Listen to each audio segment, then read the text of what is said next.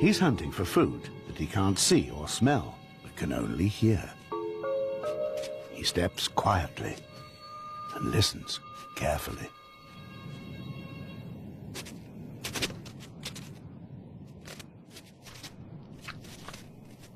Got one. Lemmings are an Arctic fox's most common food, making upwards of 85% of their diet. He'll need to catch many more before the day is done. The lone female wolf is out on the tundra.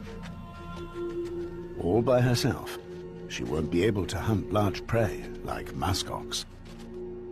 But perhaps something smaller will do.